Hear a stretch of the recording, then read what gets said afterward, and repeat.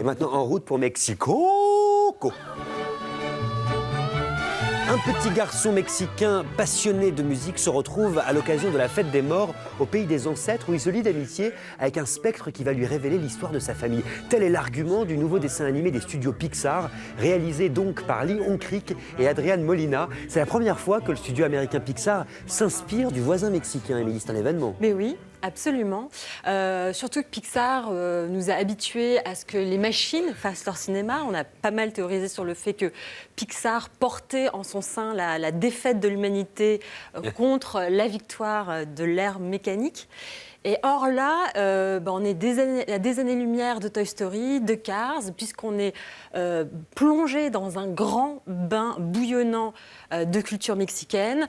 On est dans une grande déclaration d'amour à ce pays que l'actuel président américain a voulu clôturer derrière un mur. Je vous propose de découvrir 2 petits extraits que j'ai collés. Voilà, ça commence quasiment comme un roman à la Dickens, un petit garçon pauvre qui rêve de faire de la musique. Alors on lui dit, son copain là lui dit, si tu veux faire de la musique, c'est le jour des morts, c'est l'occasion. Et là il lui dit, non, je ne peux pas, car la musique est bannie dans ma famille. Oui, la musique est bannie car un ancêtre pas très gentil a plaqué mère et fille pour son art. Alors, il faut essayer, lui dit son compagnon. Oh. Mais là, catastrophe, évidemment, la sentence ne se fait pas attendre et débarque la grand-mère de Coco qui est une matriarche assez autoritaire. Et là, en fait, on est quasiment dans la comédie, on a plongé quasiment dans le théâtre de boulevard. Et c'est à présent dans un monde totalement onirique et merveilleux. Voilà, c'est Pixar. Là, on est dans la maestria, la palette numérique sublime, magnifique. Regardez, on est sur un pont de feuilles dorées. C'est absolument sublime. Et voilà quelle est la réponse d'Hollywood au mur de Trump. Et c'est un magnifique édifice céleste, chatoyant, luxuriant, avec cette musique. C'est un des premiers films musicaux aussi de Pixar, il faut le dire. Voilà. Il faut dire aussi que Lee Unkrich, Marie, c'est l'auteur de Toy Story 3, qui est l'un des films les plus sombres de Pixar. Ce Coco est-il aussi destiné aux âmes sensibles ? Évidemment, d'abord il va vous arracher une ou deux larmes, c'est le but. Alors, quand je dis arracher, je le dis à dessein parce que on vous les tire un peu au forceps à la fin. Alors, tout ce que tu as dit, je le partage et voilà, on a vu, c'est Pixar, ils savent faire, c'est beau, c'est enlevé, c'est drôle, etc. Pour moi, ça reste quand même largement en dessous des chefs-d'œuvre que j'adore chez eux. Et là, je pense à Monstres et compagnie, je pense à Là-haut, et je pense surtout à Vice-versa. Et ce qui me chagrine, peut-être parce que je ne suis pas une fille très sensible au folklore d'une manière générale, et aux légendes, etc., et que la psychanalyse m'intéresse davantage, et que le côté conceptuel des scénarios des précédents Pixar, qui arrivaient à matérialiser par le dessin des trucs complètement dingues, des idées, des abstractions, qui allaient chercher très très loin et qui me bouleversait.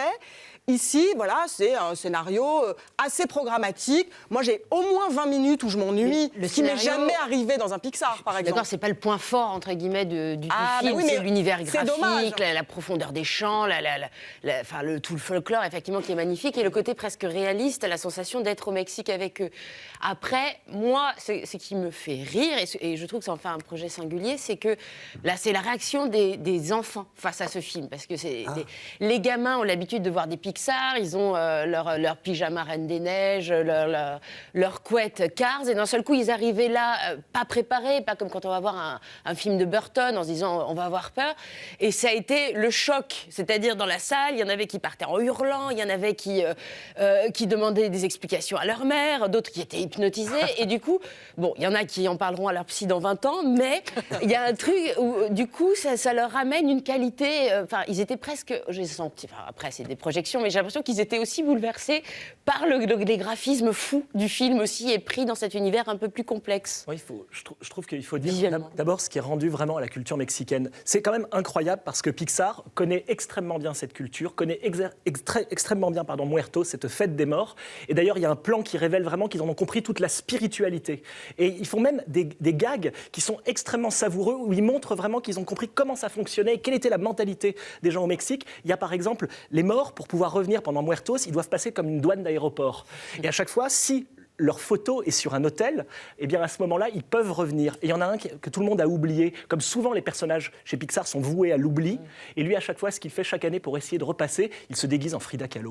C'est quand même génial. Ah, mais ça, c'est le running gag génial du film. C'est Frida Kahlo, sous toutes les coutures, qui traduit peut-être à un moment que le Mexique, on a ras-le-bol, qu'on ne parle que de Frida Kahlo. Mais c'est extrêmement drôle. Mais Marie, peut-être que si tu as été un petit peu embêtée, c'est que le début du film me semble, comme tu le dis, très programmatique. Et au début, je me dis, je vais peut-être un petit peu m'ennuyer. Et en fait, le film me gagne parce que finalement, c'est plus compliqué qu'il n'y paraît. C'est-à-dire qu'il y a quand même cette idée d'aller de la mort vers la vie et non de la vie vers la mort, et de se baser sur le cinéma. Parce que ce type qui est de la famille, qui est le roi de la guitare, etc., qui a plaqué tout le monde, il a aussi fait des tas de films. Et ces tas de films sont sans cesse projetés dans le film. Et on s'aperçoit que le petit garçon qui est fan de ces films, évidemment, comme tous les gens qui sont fans reproduisent dans la vie les paroles, etc. Mais en même temps, on découvre, petit à petit, on va découvrir la jeunesse de ces films qui sont eux-mêmes nourris de la vie. Et il y a ce mouvement entre la vie et le cinéma qui est nourri par le principe de la fête des morts, où si tu n'as pas ta photo, tu n'existes pas. Tu vas mourir, tu vas être effacé. Et il y a un côté, je dirais qu'il y a presque un côté carré 35. Et le côté scientifique. Non mais vous voyez, c'est-à-dire que c'est le cinéma qui va...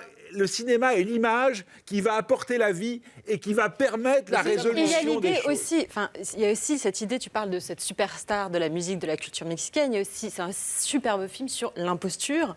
Et là, qu'on peut vraiment lire comme une métaphore du bras de fer Pixar-Disney pendant des années avant que finalement Disney engloutisse Pixar. C'est que celui qui gagne à la fin, c'est pas celui que la société du spectacle met en lumière, c'est évidemment l'artiste caché, l'artiste pas reconnu, qui est dans son petit laboratoire musical et qui écrit tout, en fait, qui est le vrai génie, mais qui n'est pas Elvis, en gros. Et cette critique-là, cette espèce d'imposture de la société du spectacle, elle est totalement dépliée dans le film. Pour le Mexique, pour le monde des ancêtres et pour le cinéma, allez donc au cinéma et demandez Coco.